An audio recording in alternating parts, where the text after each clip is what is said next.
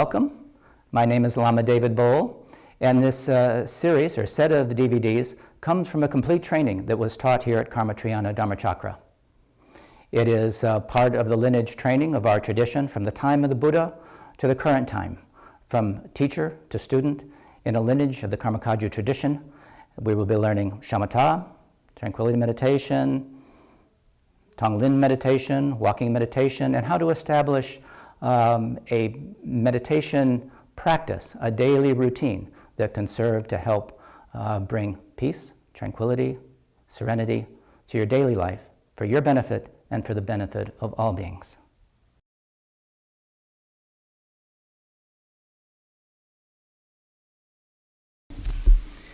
We have a lot of things to do this weekend. This is billed as a introduction to Tibetan Buddhism. So that covers a lot of territory.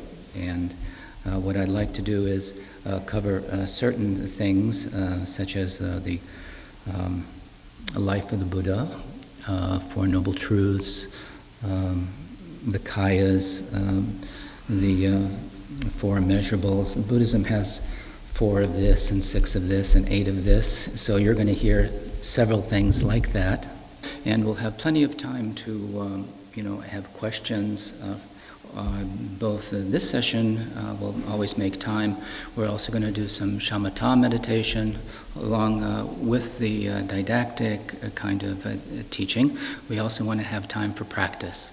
I think it's very important. This is the Kagyu lineage is known as a practice lineage. You probably know there are 4 basic schools or lineages of Tibetan Buddhism.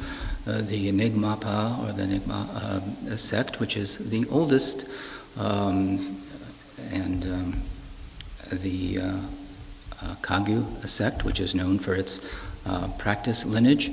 The Gelugpa sect, which is known for its scholarly debate and study, and the Sakyas, which again from a long line from the time of the Buddha down to the present time.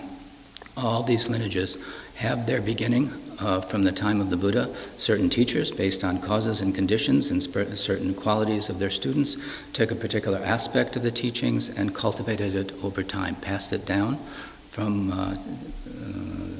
teacher to disciple in an unbroken lineage. We think that lineage is very important, so that when one takes refuge, and we'll talk about refuge as well, or one takes a certain empowerment with a yidam or a deity yoga practice, which we'll also talk about more, the fact that this is an unbroken chain. It's like the wire that allows that light to shine. If there's any break in that wire from the source, the light won't shine.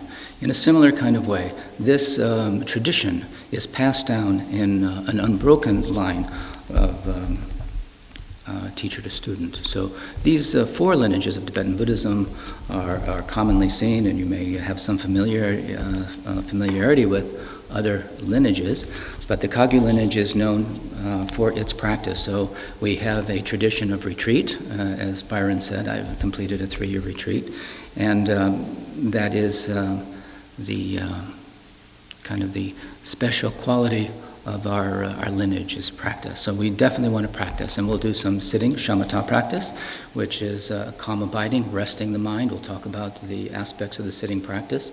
We'll do some walking meditation as well. Walking meditation is very nice for Westerners to intersperse their sitting. Most Eastern people, Tibetans and those in the Orient, naturally sit on the ground. They're very comfortable in that.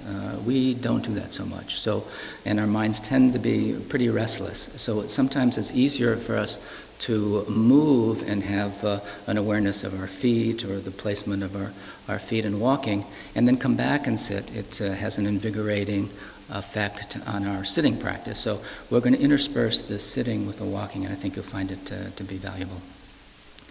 So how many of you, is this your first this is, as I say, was put out there as an introduction. How many of you are really, would you say, new to Buddhism? If you just raise your hand so I have an idea. Okay.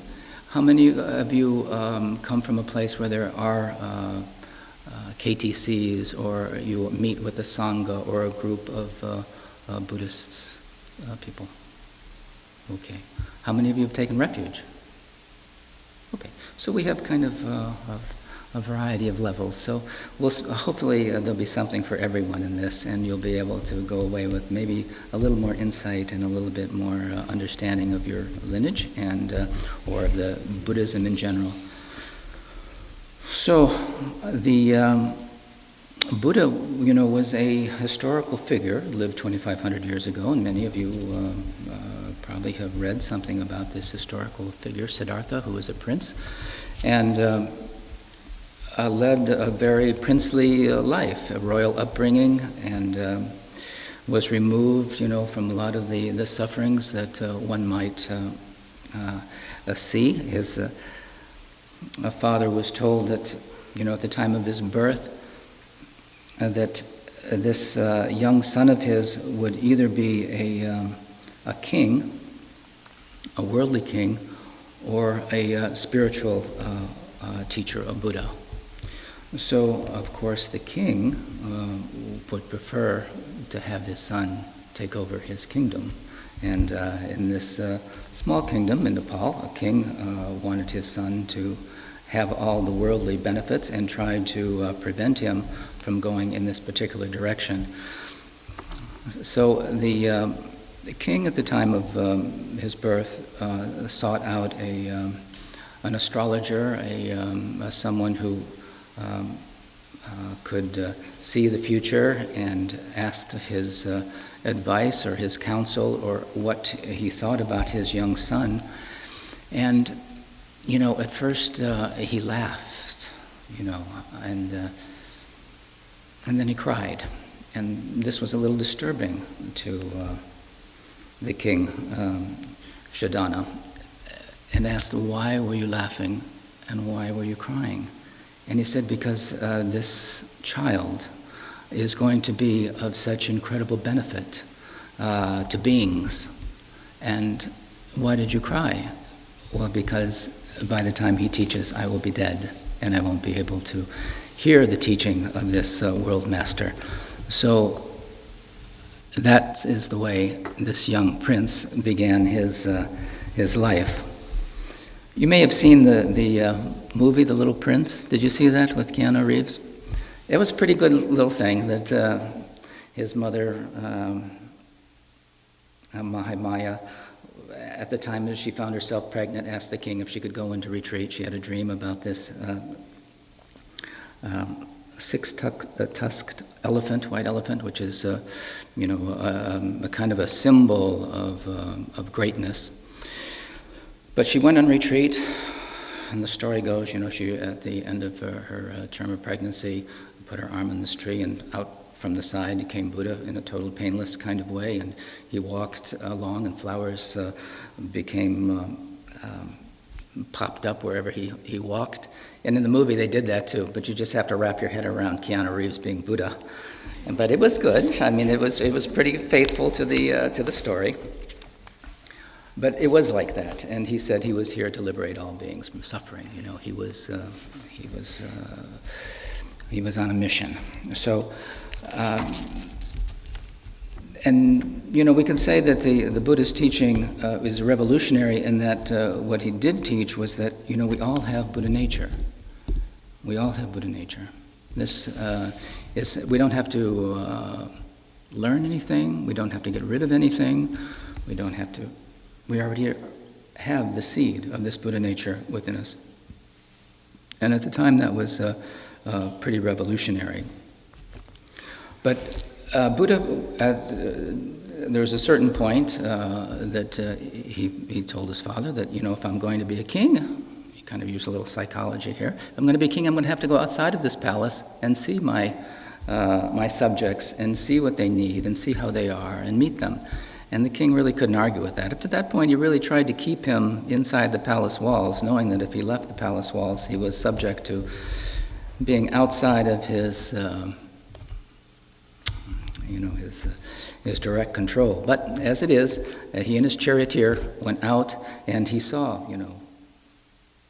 birth, old age, sickness, death. And he questioned his charioteer about these things. And he said, well, this is how it works, There is suffering in this world. There is old age, death. And then he saw a monk and said, "What is this?" And he said, "This is a renunciate." And something happened in Siddhartha's mind that he said, "This is what I want to do." And there's something about that the Buddha as well, in terms of cause and effect, in terms of time, went through many lives as well. He was a human being. He was an animal. He went through all of the realms, and we'll talk about realms as well, to the point where he ripened to the place of becoming Buddha. But this is, the causes and conditions have to ripen for the Buddha, just like it will ripen for us. So we are, the three things that the Buddha taught basically are to do positive deeds, avoid negative deeds, and tame your mind. So through this process, through these causes and conditions of, good actions, avoiding negative things, and taming the mind, I think all of the Buddha's teachings can pretty much be put into those three categories. So all of the things that the Buddha taught, we can really say are about that. How do we cultivate merit through good action? How do we avoid negative action harming others and ourselves? And how do we tame this mind? We have this mind stream, and just the thought, creates action. We say body, speech, and mind, and we purify these three centers: action with the body, action with the speech, action with the mind. So all that we are going to talk about really is about this process of purifying body, speech, and mind for the purpose of realizing our enlightened mind that we already possess, but through obscuration, through ignorance, through not understanding, we have missed it. So we want to come back home. Really, it's like coming back home to who we really are. So, as the story goes, Buddha did go out with his charioteer, exchanged clothes with him. He gave the charioteer his princely clothes and took on his not-so-princely clothes, and gave him his horse, and began a process of renunciation and severe discipline to the point of almost death. And after becoming very emaciated and doing these ascetic yogic practices for 6 years, he was almost near death. And at some point along the way there, he thought that this is extreme, and we sometimes call Buddhism the middle way. At one point, he took yogurt or milk or something from and rice from this peasant girl, ate it, and immediately his mind was made clear, and he was able to kind of come back to a full, health again after these ascetic practices.